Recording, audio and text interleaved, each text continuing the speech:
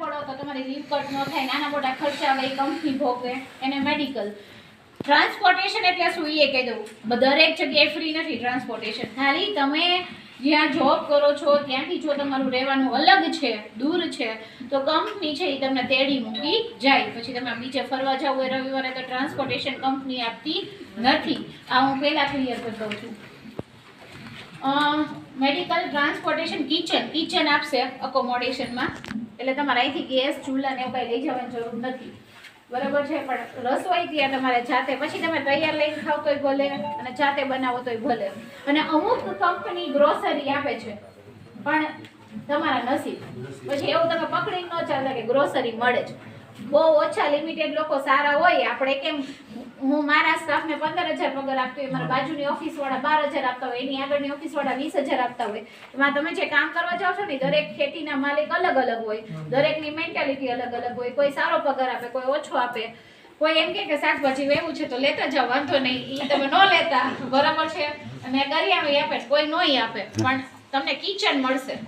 પછી આપણે over time આપે 8 કલાકથી વધારે, એના કેટલા પૈસા કે એવું કંઈ આમાં લખેલું? ઇઝરાયલ લો આમાં કાંઈ લખેલું નહીં આવે. ઇઝરાયલ લો માં જે ચાલતા હશે ને કલાકના, બરાબર છે, NSIB તમને મળશે.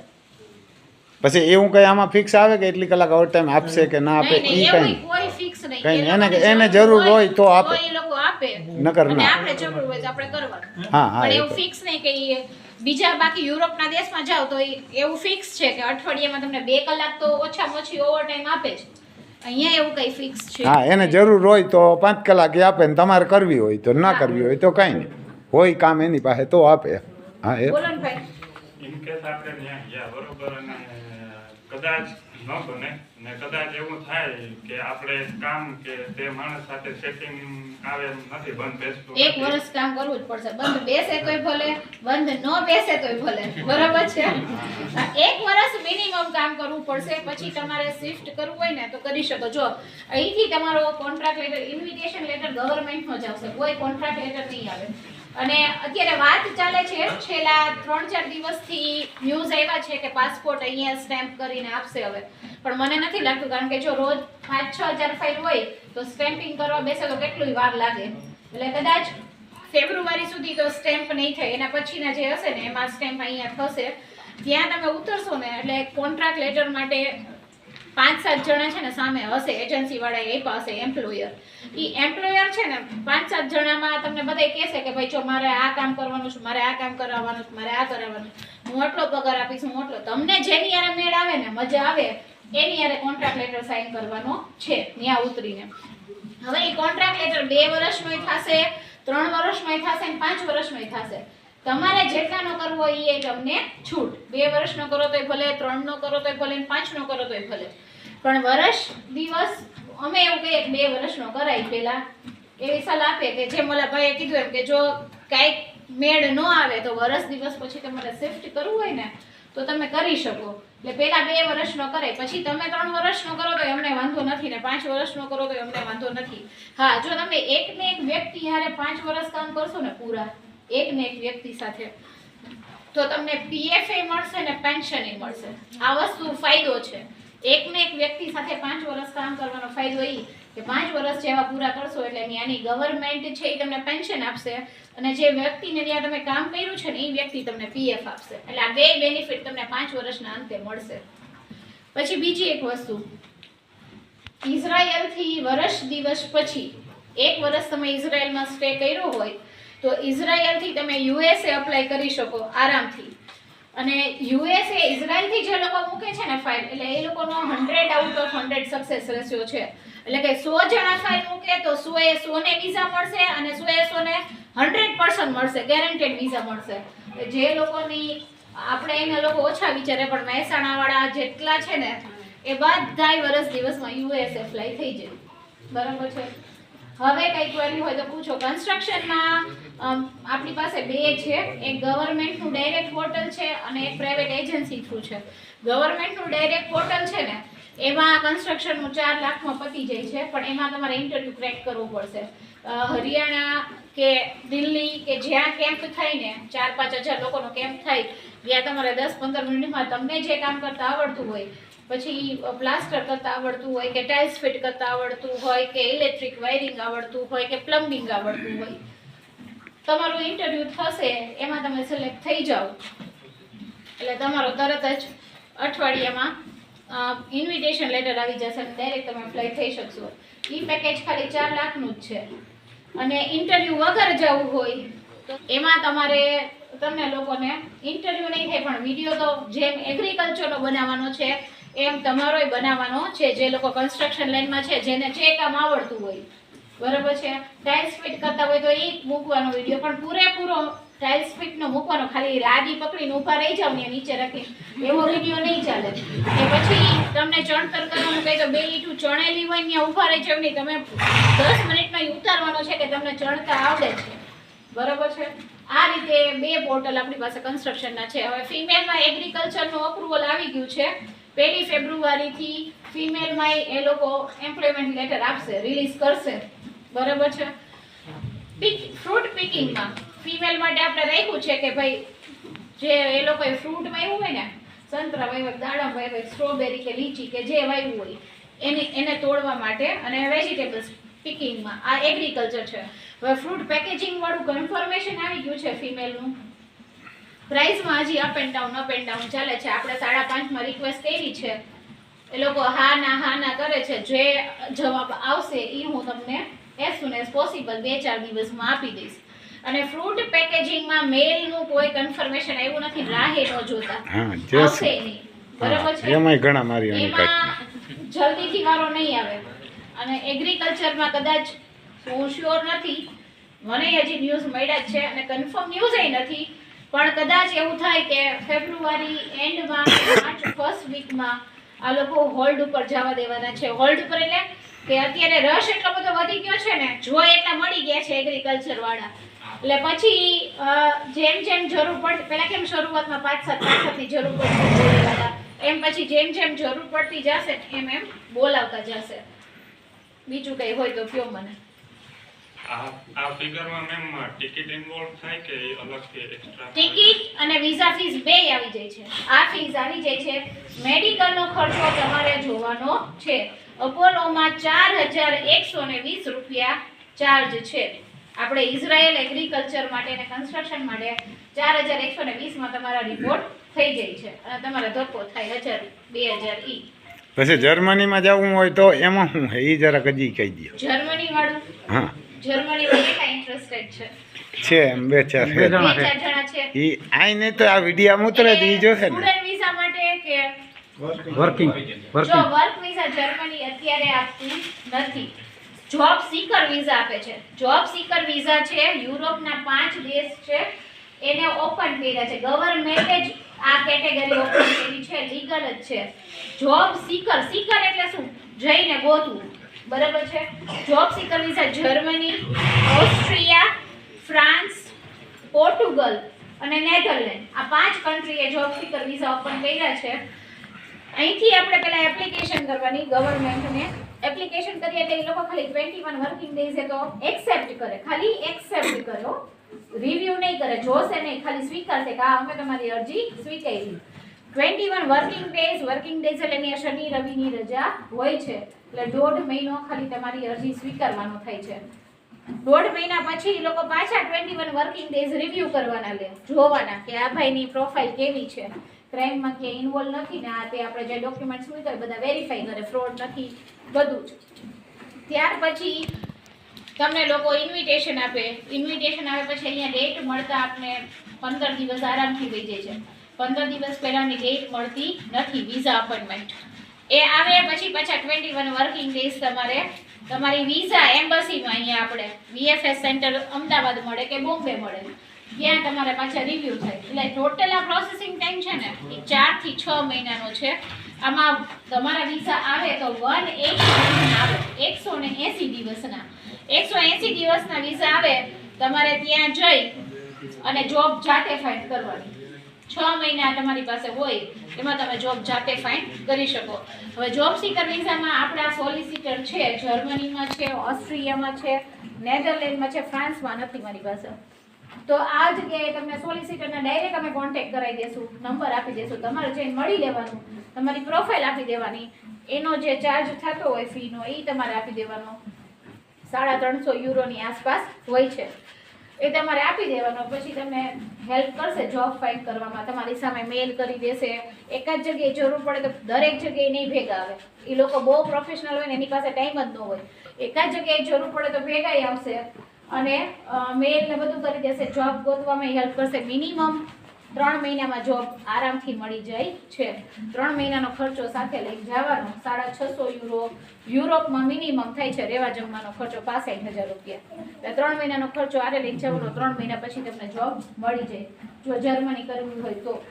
હવે જર્મનીમાં છે ને જોબને છોડીને એજ્યુકેશનની વાત કરું તો જર્મનીમાં બીએસસી નર્સિંગ છે ને, BSc nursing free of education એ લોકો ભણાવે છે, કારણ કે જર્મન ગવર્મેન્ટે ડિસાઈડ કર્યું છે કે 2030 સુધીમાં અમારી પાસે 4 લાખ નર્સ હોવા જોઈએ. આ પેન્ડેમિકને ધ્યાનમાં રાખીને આપણે કેમ મોદીજીએ પ્લાનિંગ કર્યું હોય કે મને 2 વર્ષના અંતે કે 5 વર્ષના અંતે આપણે 10,000 સીએ જોઈએ, બરાબર છે, એવી રીતે.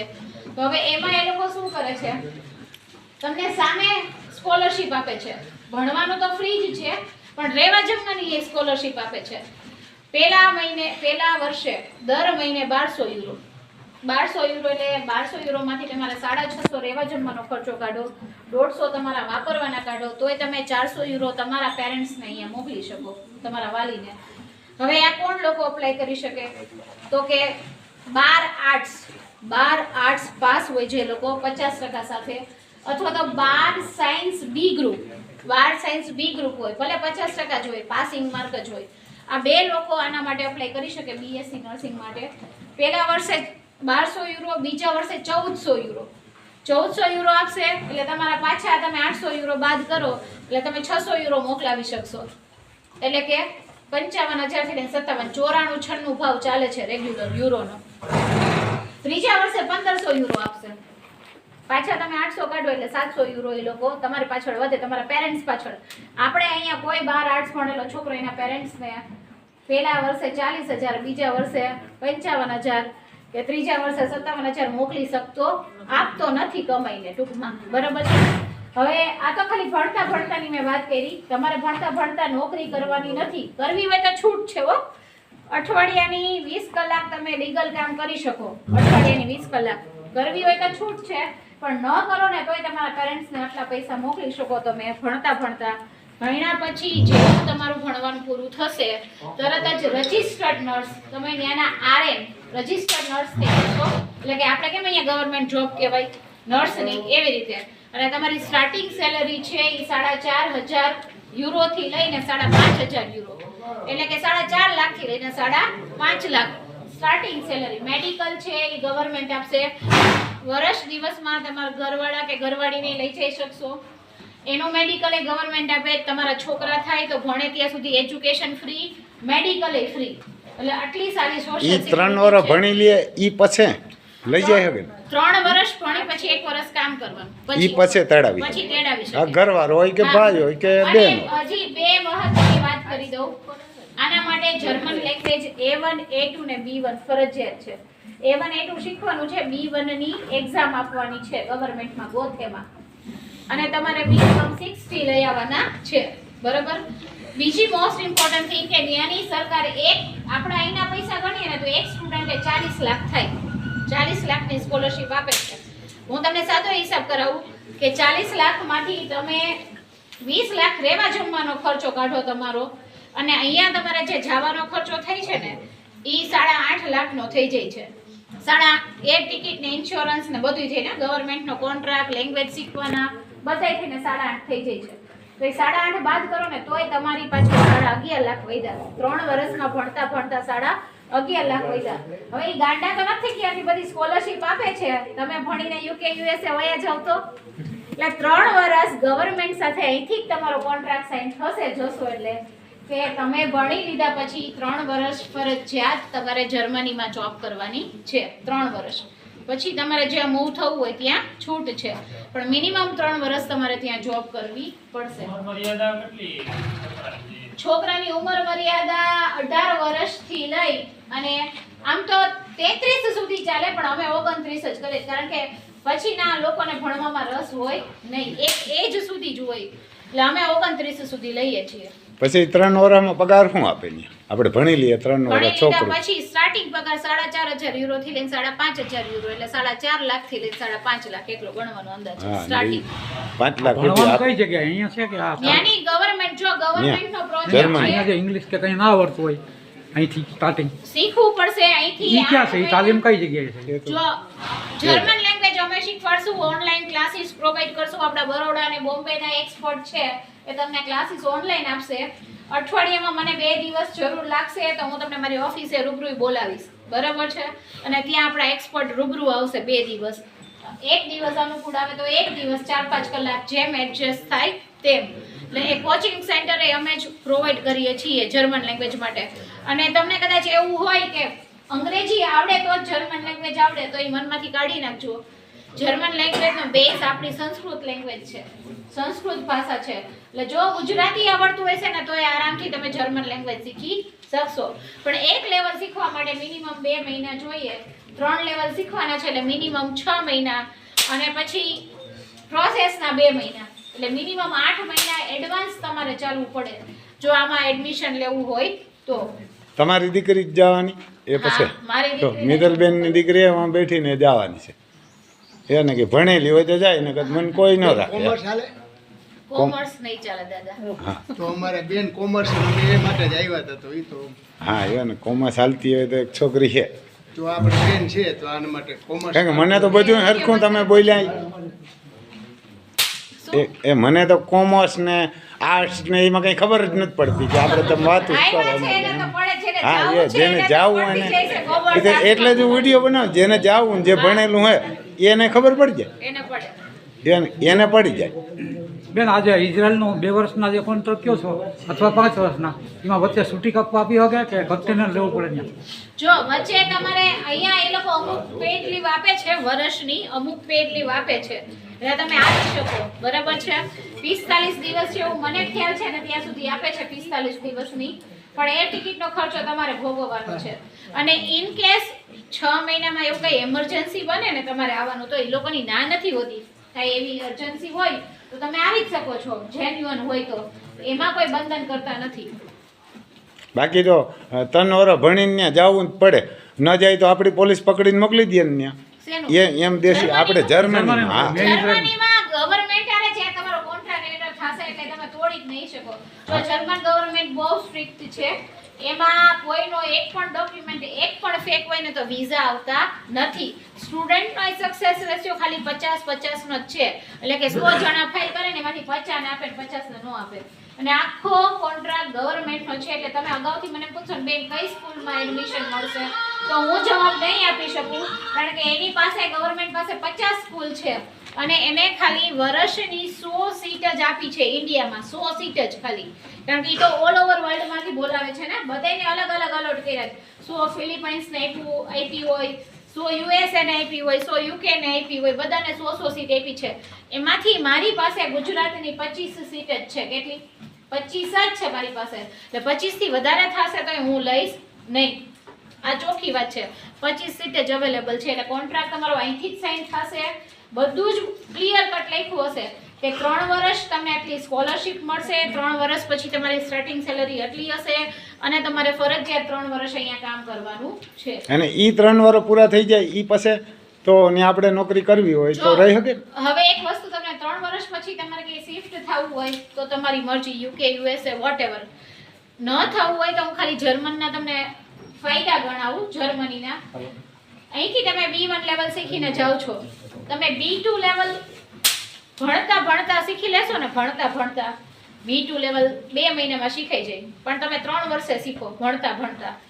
એટલે તમને B2 લેવલ જેવું ક્લિયર કરશો ને એટલે તમારું RN તમે રજિસ્ટર નર્સ થઈ જાવ ને એનું લાયસન્સ આવી જાય. આ પહેલો ફાયદો.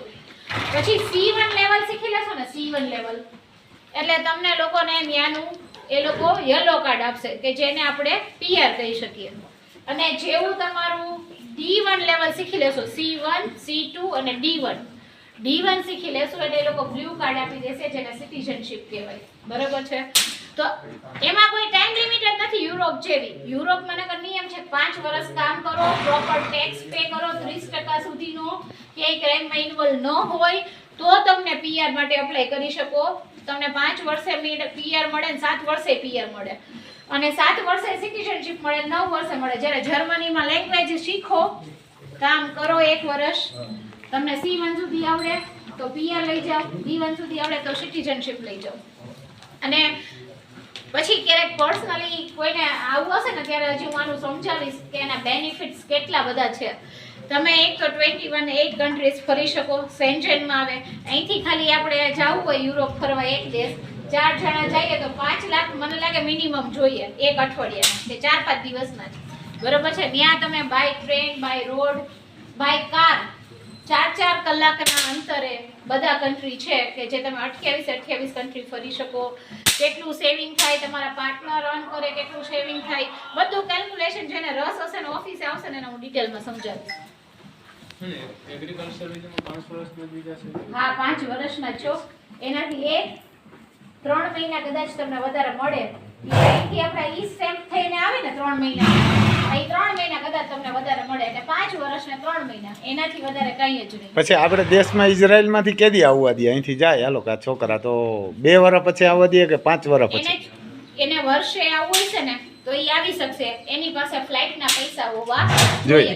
ટિકિટ આપણી. બરાબર છે? ટિકિટ આપણી. હા. વર્ષે એને અમુક લીવ મળે છે, એ લીવમાં એ આવી શકશે. હા ભાઈ એમ કે બેલા અમુક ઈ પૂછે ત્યાંથી રજીસ્ટ્રેશન 75,000 માં 3 લેવલ તમારા જર્મન લેંગ્વેજના શીખવાના આવી જાય છે અને સ્કૂલમાં એડમિશનની એપ્લિકેશન ફીસ એ આવી જાય છે. તમારું પછી જે જર્મન લેંગ્વેજ કમ્પ્લીટ થઈ જાય B1 એટલે તરત જ આપણે અઠવાડિયામાં એડમિશન લેટર યુનિવર્સિટીમાંથી અને વિઝા ફાઇલ કરી દેવાના રહેશે. વિઝા આવ્યા પછી બાકીનું પેમેન્ટ તમારે કરવાનું છે.